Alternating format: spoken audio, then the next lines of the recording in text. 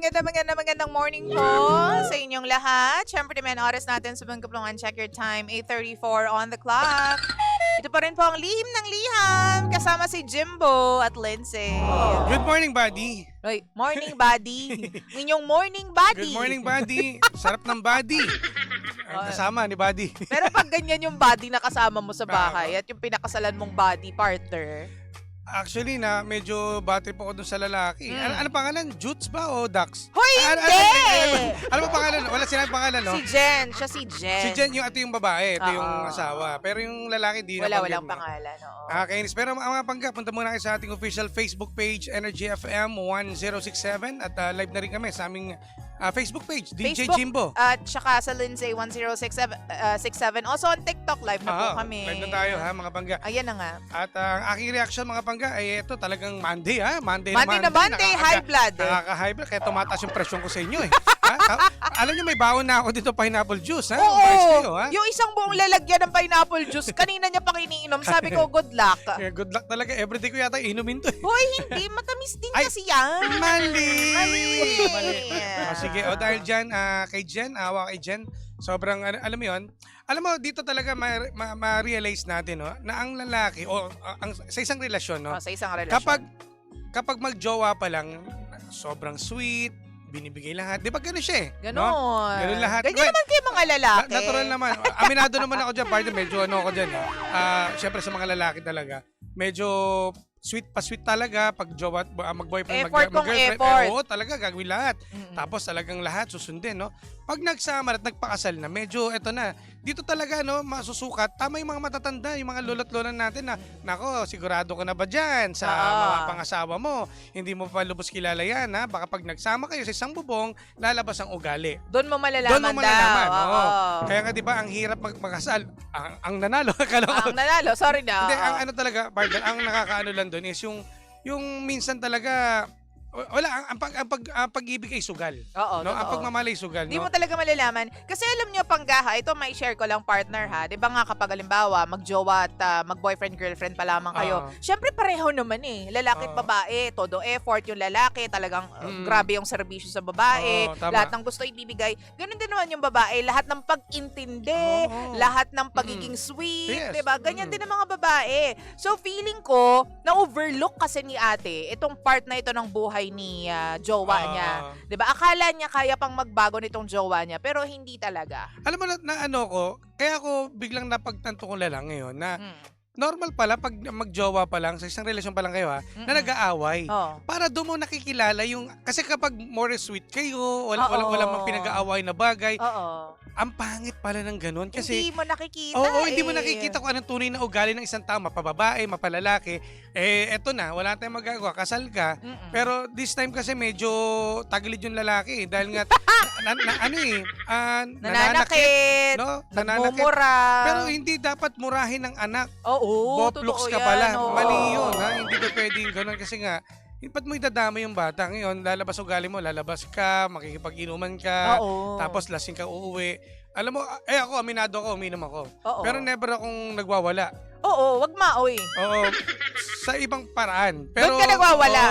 Pero, sa ganitong decision, alam mo pangit pang isipin ako, mag-co-parenting na lang muna kayo. Sa akin, ha? Ako kasi nananakit, baka dumating sa punto na yan. mas physical na, di ba, nagdadabog. Baka susunod, ikaw na gawin yung punching bag na.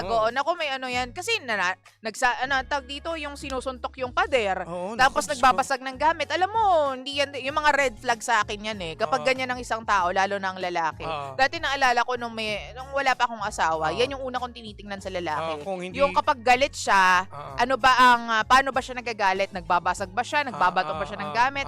Or yung mga regular na ginagawa lang sa bahay, naghahagis ba siya ng mga gamit? Ganyan, or madumi ba siya? Kasi pagdating sa, alam mo yung totoong buhay na, yung kayo na talaga yung magkasama, magre-reflect yan eh. Totoo. Mas maganda nga yung ganito. Ito, ikaw, agree ka sa akin dito, Marilyn Say, no? Ano yun? Mas mabuti pa kapag mag-away kayo, pares kayo mainit eh. Hindi kayo magkakayos siya kapag pares kayo mainit. Totoo yan. Lalabas, aalis siya, mag-walk out, mas okay pa sa akin. Mas okay yun. Mas okay sa yun. Mas okay yun. Alis ka na lang para tawag nito, magpababa muna ng galit. Kumbaga, relax muna kayo. Totoo Then, tsaka yan. kayo mag-usap. Kasi ang Kasi- hirap magsabong eh. Totoo yan. Tsaka sa mga babae, di ba, ang hirap yung, alam mo, ewan ko yung last moment na, hindi ko na matandaan yung last time na nagalit ako, pero sobrang sama sa pakiramdam kapag sobra akong nagagalit. Ayoko na yung ganong feeling, kaya nag-decide na lang ako na kapag sobrang galit ako, sasabihin ko siya sa maayos na paraan, tapos aalis muna ako. Tama yun.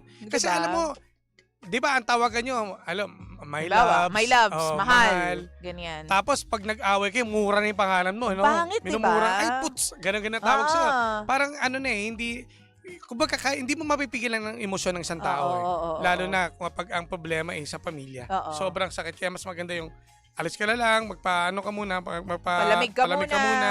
Then tsaka niya pag-usapan. Ngayon, nakita mo na yung tunay na ugali. Alam ko na red flag sa inyo yung mga ganyan, nagwawala, nanununtok, nagbabasag ng mga kung anong babasagin dyan, gamit, at murahin yung anak. Yun ang pinakamasakit talaga. Ako, never kong minura yung anak ko kapag nagagalit ako. Minumura ko yung sarili ko. Mas okay pa murahin mo yung sarili mo para alam mo may kasalanan ka eh. Kasi partner, Nadamay. walang kinalaman yung bata. Lalo na kung nananahimik, naglalaro lang, tapos biglang Totoo. mumurahin mo. Tapos- Dahil galit ka sa Oo. ibang bagay. Tapos nag-aaway kayo, nandun sa harapan nyo yung anak nyo. Wag. Siyempre, sasabihin nung iba talaga, alam mo yon, hindi nyo pa nagawang mag-away sa harap ng anak ninyo ever. Oo, hindi naman kami perfect ni Jim, Oo. 'di ba? At siguro at some point nagawa na naming magalit at hindi sinasadya napakita sa mga bata. Pero huwag nyong dalas-dalasin, Oo. 'di ba? Kung hangga't maaari umiwas. Tama. Dito talaga masusubukan yung PC mo eh. Dapat marunong ka mag-master control. Control yung Master emotion. control, marunong ka ba? Hoy. Master Uy, control. ano yan? Kailangan ma-master mo yan kasi pag pagkakontrol? kailangan mo. Gano'n ka ba ka-master sa 100%? Hindi ako sure. Mga nasa 80, ganyan. Ewan ko sa'yo, Jim. Hindi, ang mga babae emotional eh. Hindi natin malalaman sa kanila, pero ang mga lalaki talaga, yan eh, talagang sabihin na natin, pag nagalit yan, galit talaga eh. may tawag dito, may anger management Oo. problem si kuya. At the same time, under influence pa ng alak, Oo. no? Medyo mas lalong dumoble yung Doble-doble. galit eh. Hindi natin bet yan. Kung dun sa tanong na ano bang dapat mong gawin at tama ba yung desisyon mo, feeling namin ni Jim, it's a no.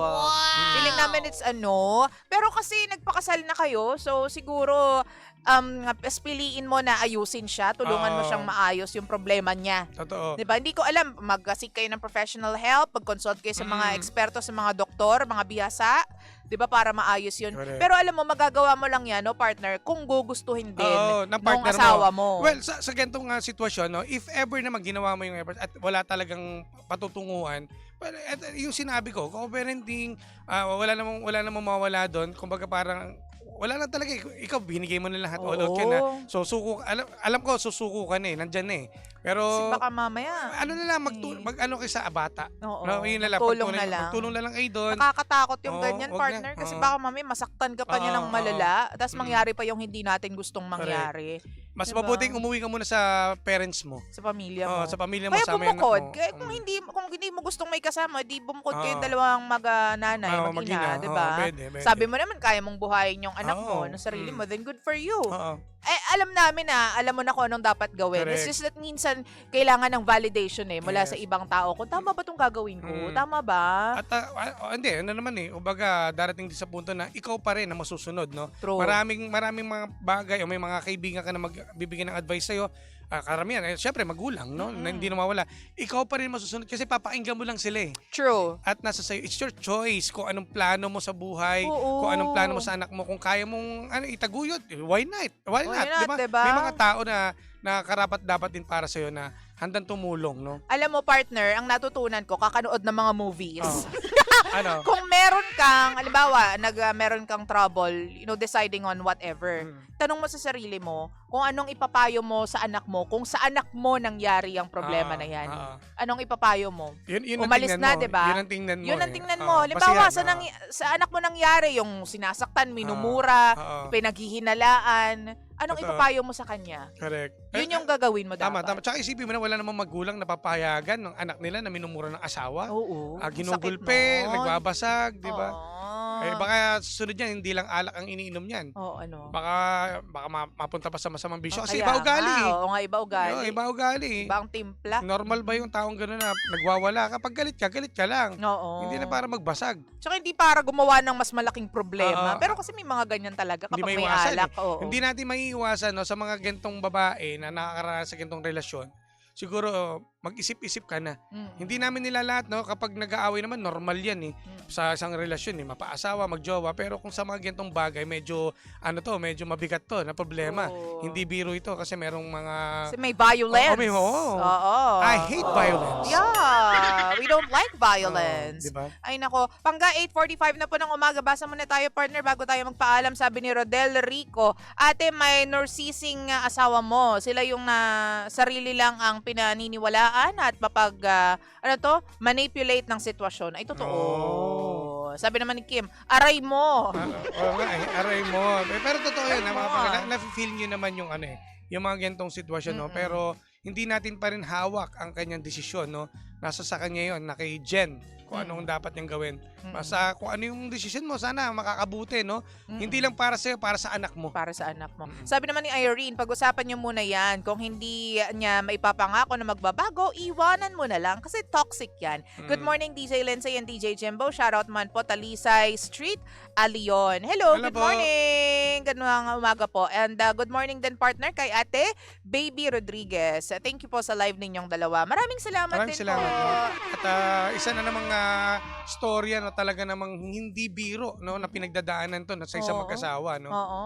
Kaya good luck diyan, no. Sana maayos, kung hindi maayos, may mga paraan pa para maitaguyod natin ang anak natin, ha.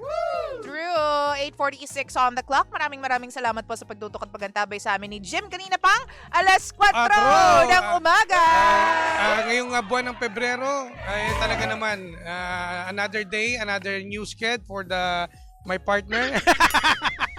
I am happy to be in that schedule. Ako, napakaaga. Pero di ba napakaganda. Nandito na, kompleto na tayo mga pangga. Kaya wala ka nang ibang gagawin kundi tumutok. Yes. Wag nang magpatay ng radyo. 24 hours mo nang bukas yan, ha? Magugulat ka, sabi ni Jim, ba't kayo naman dalawa? Gawin mo kami background music, no? Yes. Okay. Ay, nako. Siyempre, di maya na kasama niyo po ang nag-iisang girlfriend mo sa radio. My name is Lindsay. Lindsay.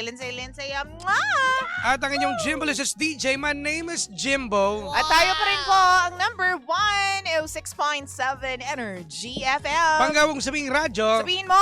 Energy! DJ Lindsay at DJ Jimbo. Energy sa umaga.